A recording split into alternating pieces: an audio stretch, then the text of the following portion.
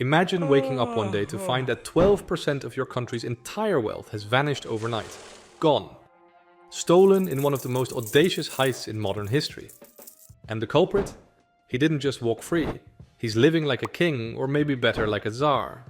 This is the story of Ilan Shor, the billion-dollar theft that nearly bankrupted Moldova, and how corruption still holds the country in its grip. From his rise to prominence to his escape from justice and his ongoing attempts to further destabilise Moldova, Shor's story is a thriller full of corruption, deplorable morals and the art of cultivating a unibrow. This is the story of the billion-dollar theft that almost bankrupted Moldova. Welcome to Ciceroni. Because we are not in the business of stealing from countries, we are still very much dependent on your support to make these videos. If you want to help us continue doing this, you can easily support us on Patreon. Phase 1. Getting in position. To pull off a heist this big, you'll need influence. Here it certainly helps if your family did some prep work for you, like Shor's did. Born in Israel in 1987 into a family that had close ties to the Moldovan governing elite during Soviet rule. Shor grew up in Moldova, inherited his father's business and quickly expanded it into a wide empire. By his 20s, Shor controlled duty-free shops, construction companies, and the mark of any self-respecting oligarch, a football team. But just being big in business wasn't enough for his ambition. Shor cultivated connections with Moldova's political elite and presented himself as a philanthropist. And quite successfully. People trusted him and wanted to be seen with him. When he married a famous Russian pop star in 2011, many prominent Moldovans attended his lavish wedding. Among them 2 ex-presidents and 1 future president. Most people can only dream of such a position of wealth, positive public image and political connections. Some might even use such a position to do much good for their country. To Shor, however, it was merely a position he would exploit to devastating effect. Phase 2. The plan. Shor had been preparing his heist moment for years. His plan was painstakingly detailed, fiendishly complex, and ruthlessly executed. It required getting into the system and finding a way to get money out of it. Step 1. Get inside the system. In 2012, Shor and his associates started buying shares in 3 major Moldovan banks. He himself secured a controlling stake in Banca de Economii and, by April 2014, became its chairman. Step 2. Expand the bank's lending capacity far beyond safe limits.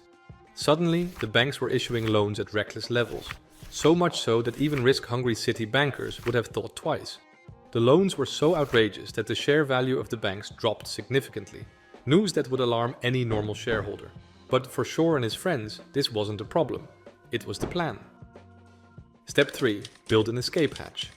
Offshore shell companies registered in tax havens were quietly being set up in the background, preparing a network ready to siphon money out of Moldova. With everything in place, Shor had a poisoned key to the financial heart of the country. People just didn't see it yet. Phase 3. The heist. The 24th of November 2014. The first transfer goes through. Millions start leaving the country's accounts. The complex system of shell companies starts churning. The 25th of November. More and more money flows out. Institutions still completely unaware, but Shor's laundromat is churning at full speed. The money moves in a dizzying loop. Latvia, the UK, Cyprus, Russia, New Zealand and beyond, bouncing between accounts, disappearing into the void. The 26th of November. It's done. At least 13.5 billion Moldovan lei is gone. Moldova has been dealt a near-fatal blow, but no one even realizes how deep the wound is yet. By the time regulators caught wind of the disaster, it was already too late. And then, just in an attempt to keep anyone from piecing together the crime, Shor pulled off one last trick. The 27th of November. A van carrying the bank's physical records was stolen and later found fully burned out. A coincidence? Sure. But what about the simultaneous deletion of digital records on the bank's servers that same day? With the money gone, the 3 banks collapsed. To prevent the Moldovan economy from collapsing along with them, the government is forced to bail the banks out. For ordinary Moldovans, the aftermath was devastating.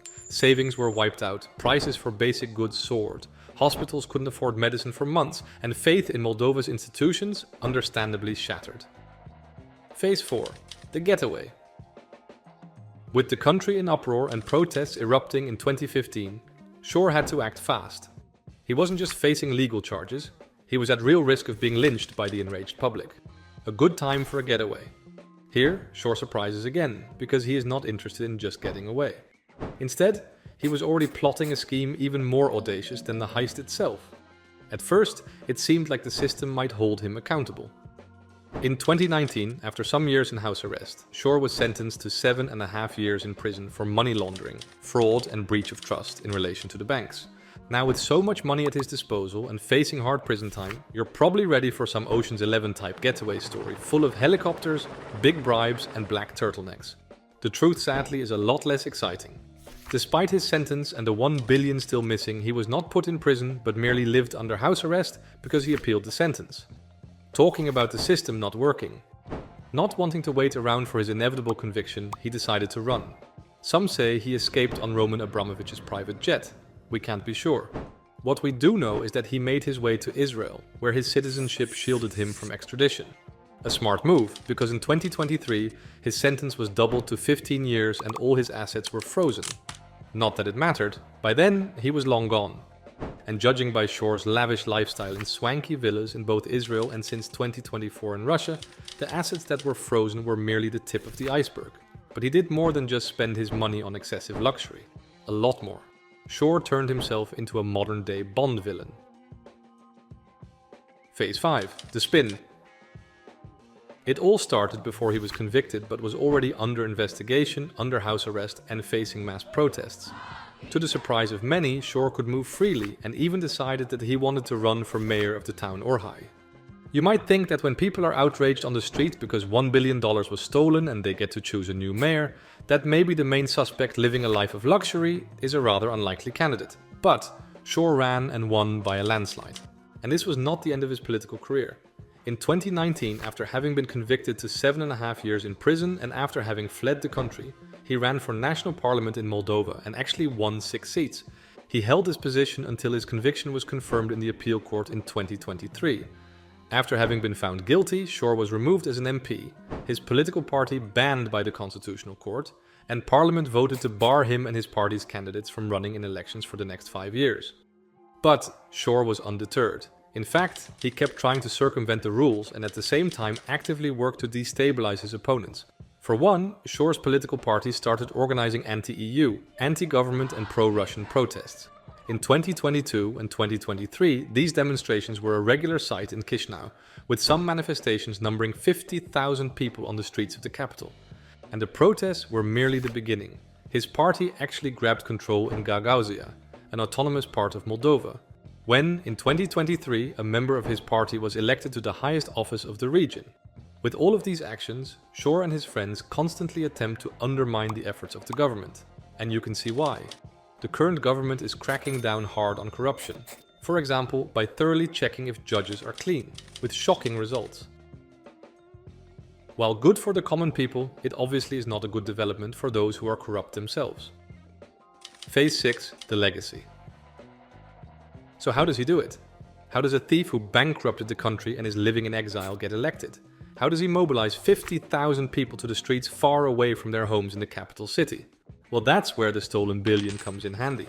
With an average wage around 700 euros and pensions at a meager 200 euros per month, it is no surprise that many people, pensioners in particular, struggle financially, especially since there is a €1 billion gap in the national budget.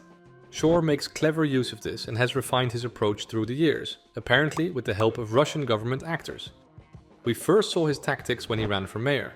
Still under the guise of innocence, he campaigned on the promise to improve living conditions, create jobs, and even spent his own money on infrastructure improvements, using his money to buy favor with the voters.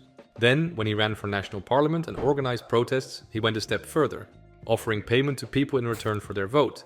And for each demonstration, his party offered free transport to the capital and even cash payment for anyone who participated.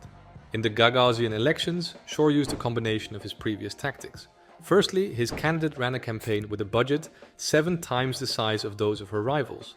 Secondly, she campaigned on the promise that Shor, as a private person, would invest $500 million to turn the enclave into a land of dreams.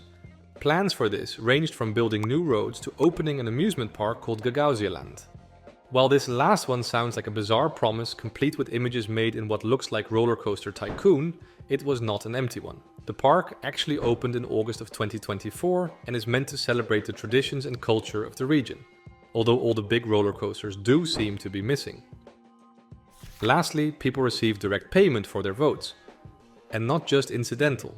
According to some sources, there are 130,000 people getting monthly payments for their support, their votes, and their participation in protests. With pensioners having time on their hands but a shortage of money, it is no surprise that many would accept this offer.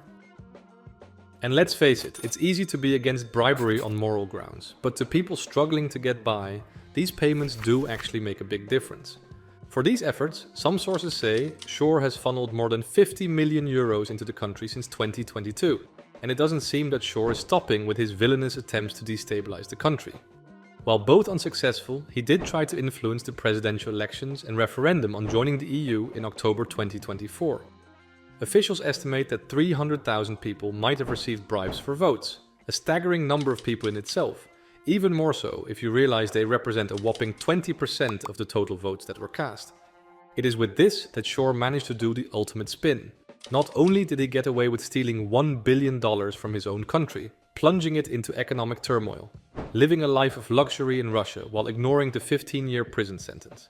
And even though he remains a big thorn in the side of the Moldovans trying to build up their country, he is still seen by tens of thousands of people as a hero and a philanthropist. A sad ending to a story, at least for now. So at the risk of encouraging Russian troll farms, what do you think? Villain, smart entrepreneur, or pensioner's hero? Let us know in the comments. If you like this video, be sure to subscribe to our channel and support us on Patreon.